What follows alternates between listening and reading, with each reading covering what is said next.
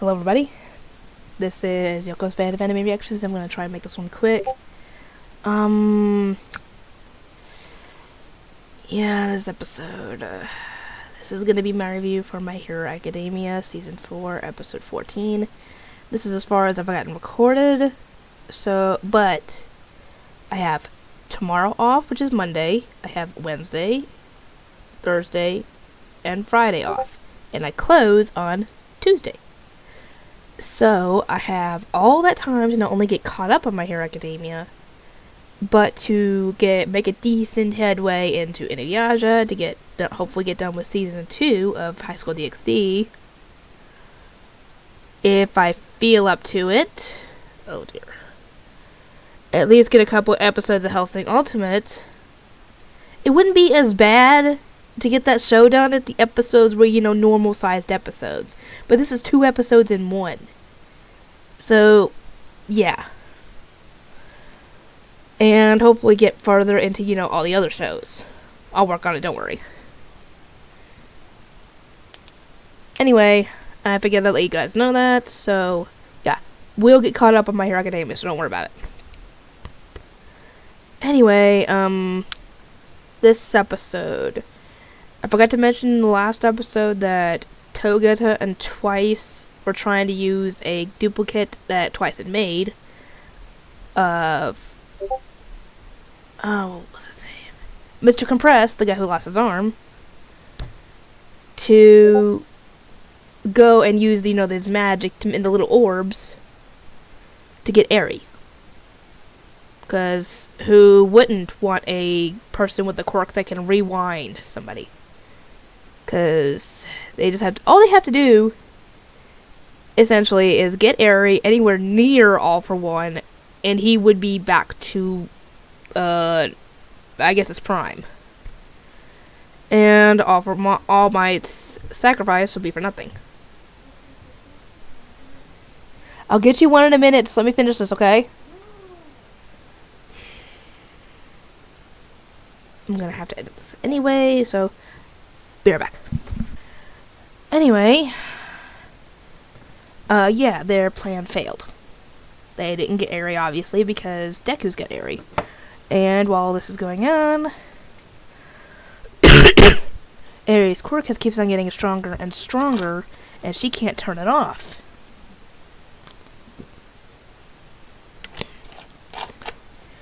Thankfully, they were able to get Mr. Aizawa and the others out of there, and he used his quirk on her and Deku to, turn the quirks off. So, thankfully, that crisis is averted. Everybody is taken to the hospital that has injuries. Night Eye's not doing good, but he was able to tell Deku that you essentially changed the future that I had foreseen, which I thought was impossible before he was taken to the hospital. As for the villains, they were taken to a villain hospital, and I assume the things they had his Overhaul's hands covered in are made of a quirk canceling material, because otherwise he could just use his quirk and just destroy it. That's what I hope anyway, is what it's made of. Anyway, they don't even get to the hospital because Shigaraki and the others pop in ahead of them and take out a hero that was riding with them, obviously, because they'll need a hero escort to make sure the villains don't get away. And they get Overhaul out. And, yeah. Mr. Compress ends up taking one of Overhaul's arms, in exchange for the arm that he lost because of the guy.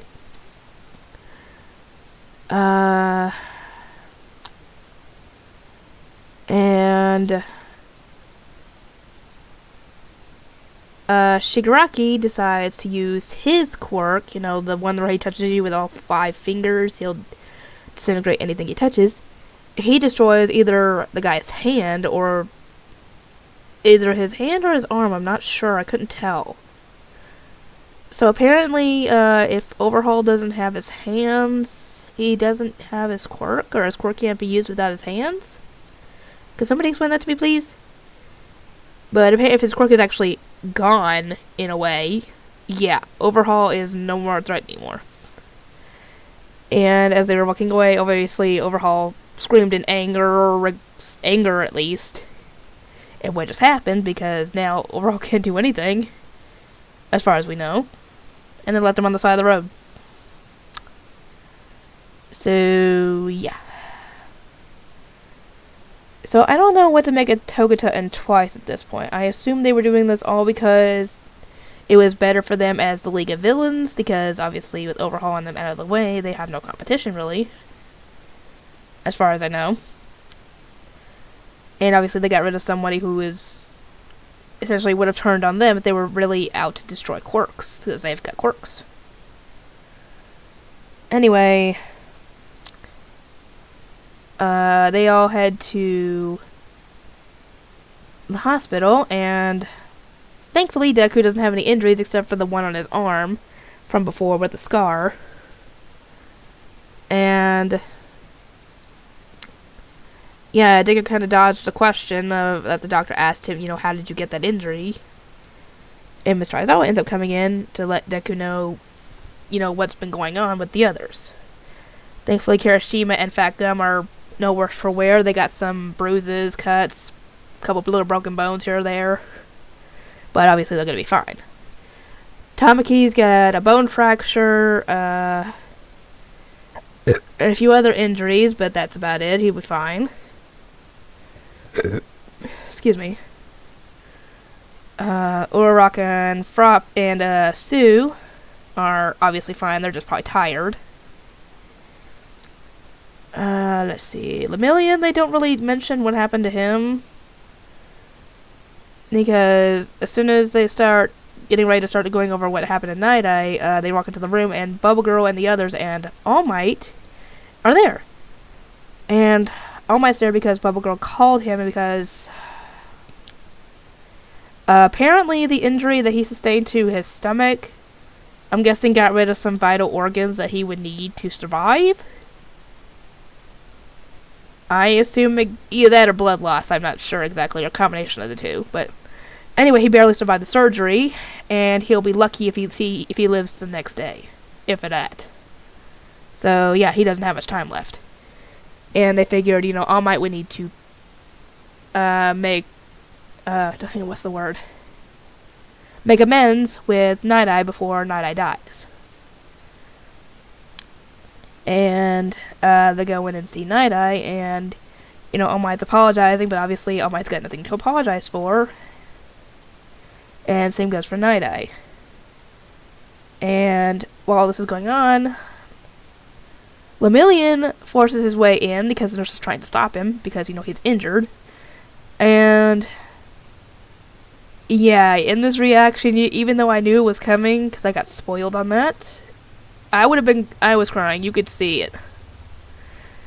And obviously Lemillion and the others do not want him to die because he still has so much to live for, so much to teach them, And Night Eye decides to use his quirk one final time on Lemillion, but we don't know exactly what he saw, except that he's apparently going to be a fine hero someday. So either he could still be a hero without his quirk, or he'll get his quirk back somehow. Don't know. Oh, and Eri is quarantined at the moment because, yeah, she essentially has no control over her quirk, and they don't need anything else to happen. And by this point, Night Eye dies. And that's how the episode ends. I have not recorded anything else past that point at the moment, but I will get that done tomorrow. Here's hoping you enjoy it. And let me know what your thoughts are on what Togata and Twice have done during this whole arc thing. What you guys think of what happened to Overhaul? Is his quirk gone? Can he not use it anymore? Stuff like that. Let me know what you guys think. And if you haven't already subscribed, what the heck are you doing? If I was watching a bunch of shows from somebody, I would subscribe because I would want to know when they upload, Anyway, I will see everybody next time.